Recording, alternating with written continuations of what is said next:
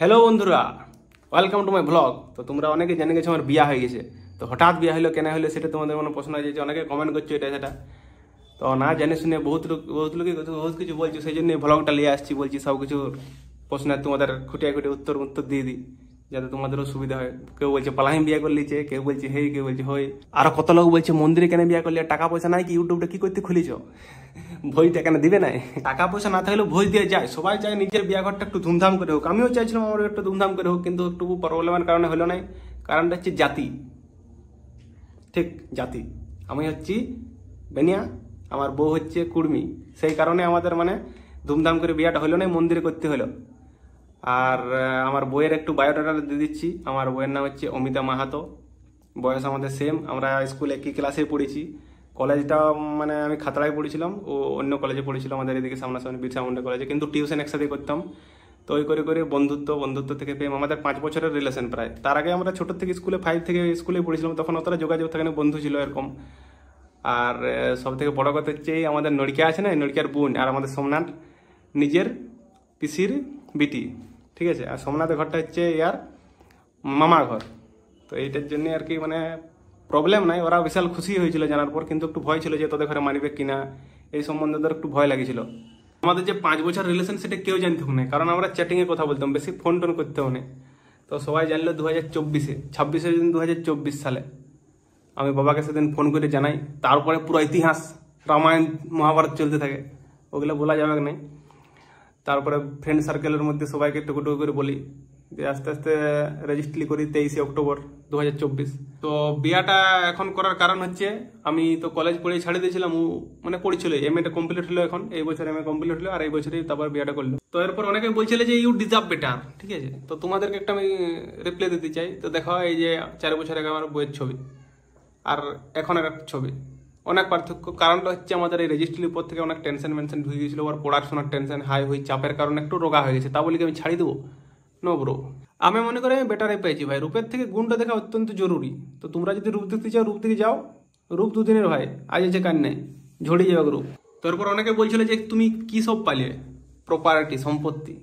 না ভাই, কিছু লি নাই, আমি ফুটি করিও লি নাই। তো অনেক গল্প হলে এবার চলো আমার বিয়ার কিছু ভিডিও তোমাদেরকে দেখাই দিই।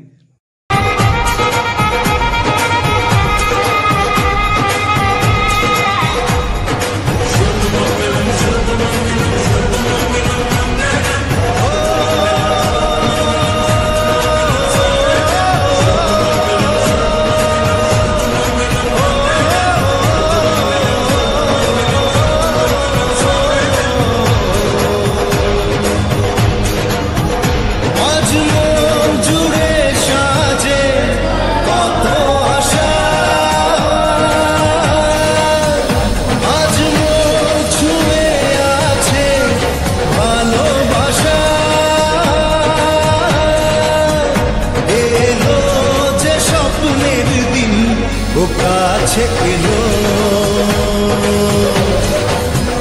জীবন আরো যেন রঙিন হলো।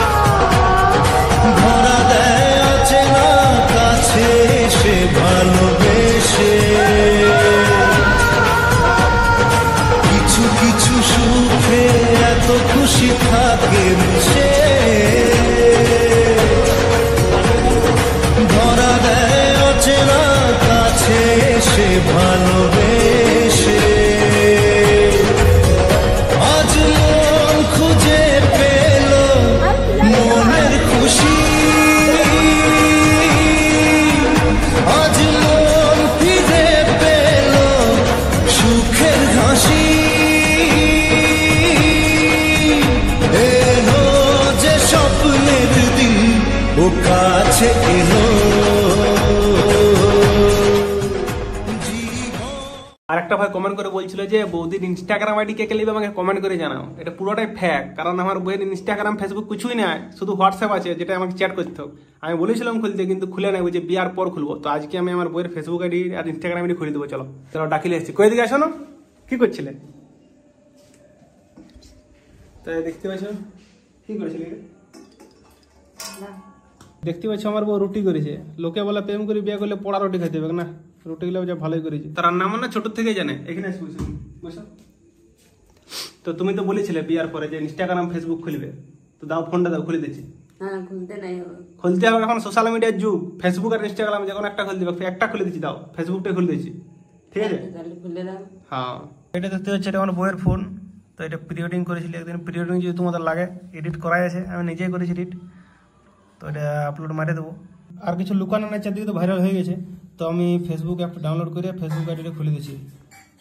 তো এটা হচ্ছে আমার বইয়ের প্রোফাইল, অমিতা মাহাতো থেকে দে হয়ে গেছে। তো বন্ধুরা, ফেসবুক খোলাখুলি হয়ে গেল। তো এরপরে যদি তোমাদের প্রি ওয়েডিং লাগে তো বলবে, প্রি ওয়েডিং শ্যুটটা আপলোড মারিয়ে দেবো এই চ্যানেলে।